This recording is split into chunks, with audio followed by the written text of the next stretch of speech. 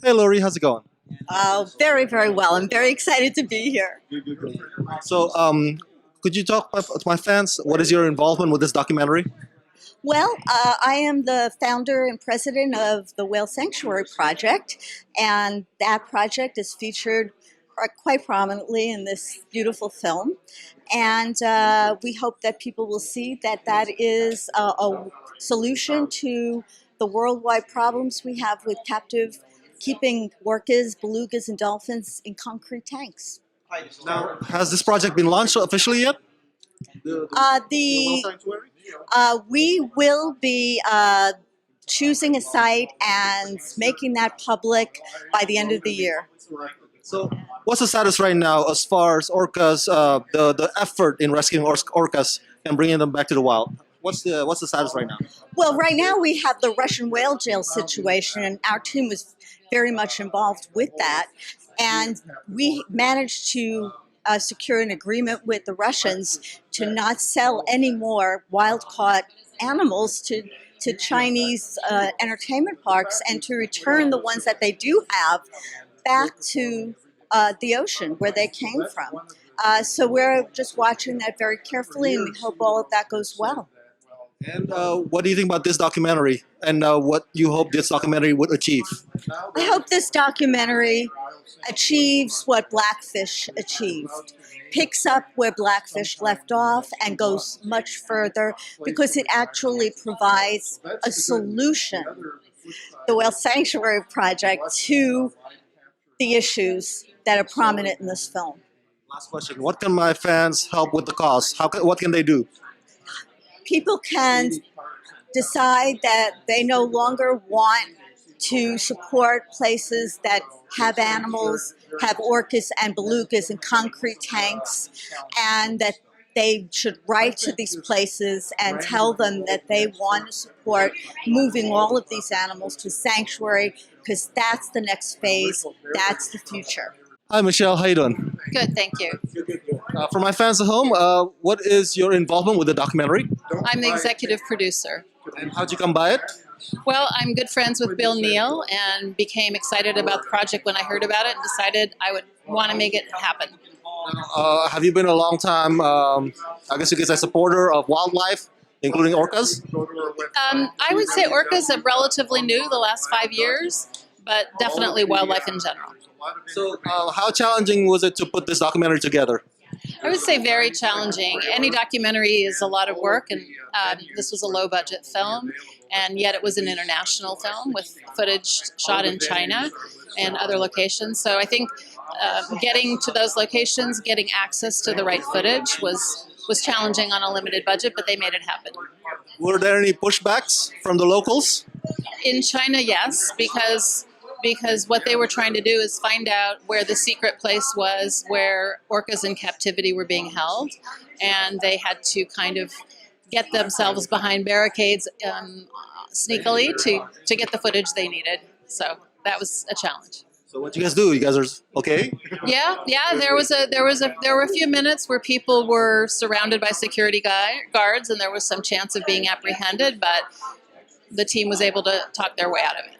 So where are we right now? Can you give us a status of, current status about orcas, rescuing them and bringing them to the wild? Is that effort still fruitful? It's still a very challenging, especially globally, it's still a very challenging endeavor. But there is some light of hope with these new sea sanctuaries that are being created here in the States. When we can demonstrate that these sanctuaries are in effect viable, then places like SeaWorld won't have much of a leg to stand on by saying, well, there's no place for us to release these whales, because there will be. Last question before I let you go. What can my fans do to help with the cause? Get informed, go to longgonewild.com, read the information there, share that information, and try not to go to places like SeaWorld where orcas are in these concrete tanks. If we stop, yeah, they still are. I'm sorry. Yeah, so those are the things. Get informed, share that information, and stop going to places where they keep not only orcas but other animals like dolphins in tanks. Hey, William, how you doing? Great, thank you. Thanks for being here. Congratulations on the documentary. Thank you. We're very excited about premiering it tonight. So how did you get involved with this project? Well, I've had a fascination with killer whales, orcas, for years, and I wrote a book about killer whales, a novel. And then in following up on Blackfish, the documentary, which of course had a profound impact on the whole world of killer whales, people finally realized these magnificent animals do not belong in concrete tanks.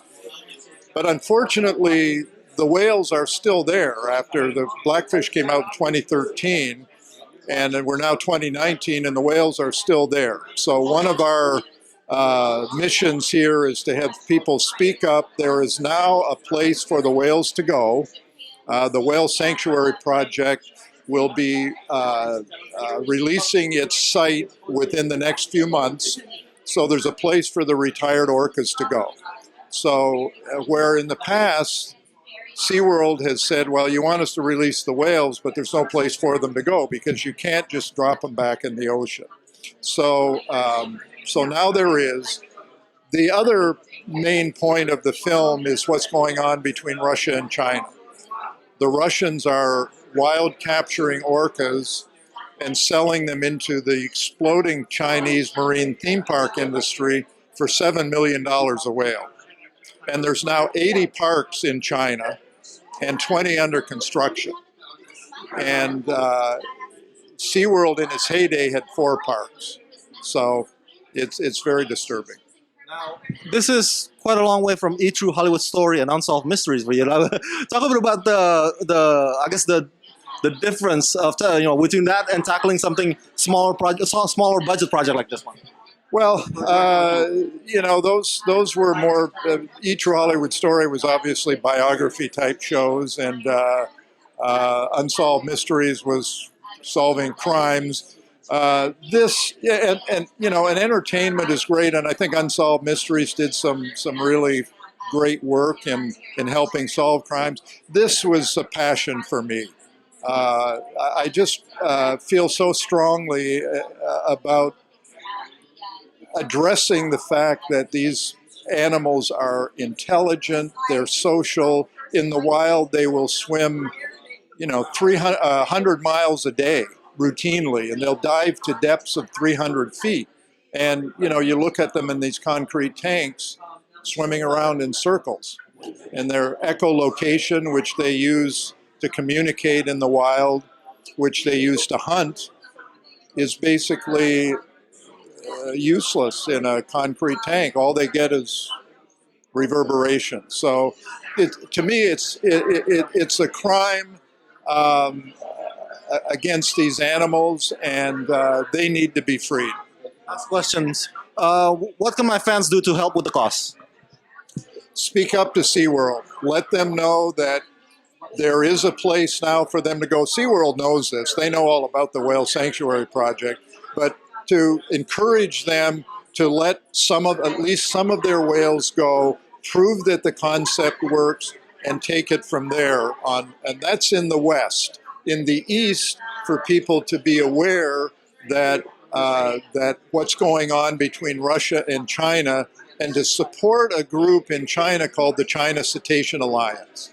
They are on the forefront there, trying to convince the Chinese that while they're being very progressive in many areas, the Chinese, this is very regressive. It's going back 50 years. So those are the two of the main things. The third thing is for families, don't buy a ticket. Yes. Don't buy a ticket to these parks. That is the best way to end this problem for orcas and dolphins. Rachel, how's it going? Little stressed, a little nervous, hungry, tired. Well, congratulations on this fantastic premiere for your documentary. You are a producer. Can you talk a bit about how you come by the project?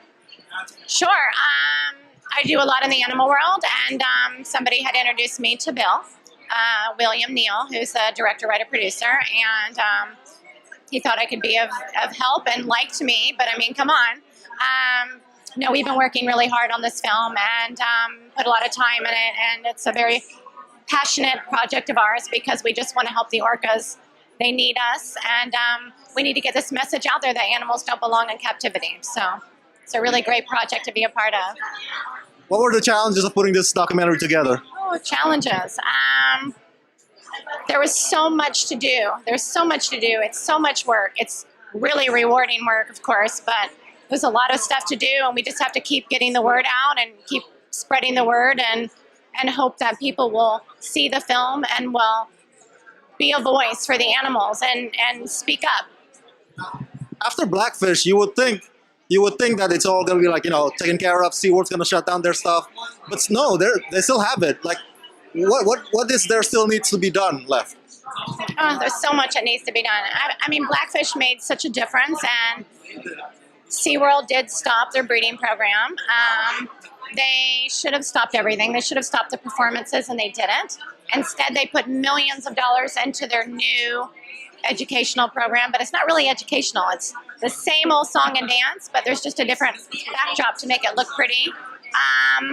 It's very sad, and I just hope that people watch the film and they share it and they talk about it and they're educated and they understand why it's so important not to support marine theme parks, not to support animals in captivity. They need to be in the wild. They need to be able to live out their lives in their natural habitat. So hoping everybody will stand up and, like I said, be a voice and make a difference. Last question: when can my fans see Long Gone Wild, and what can they do to help with the cause? They can see it. It's going to be released July 16th, and it's on pretty much all the VOD platforms and DirecTV cable. They can go to www.longgonewild.com to find out exactly where they can watch it. And just like I mentioned earlier, just be a voice, stand up. Don't support marine theme parks. Don't support any organization or any business that keeps animals in captivity, because animals don't deserve that. So everybody needs to speak up. Everybody needs to be a voice. Everybody needs to do something to make a difference.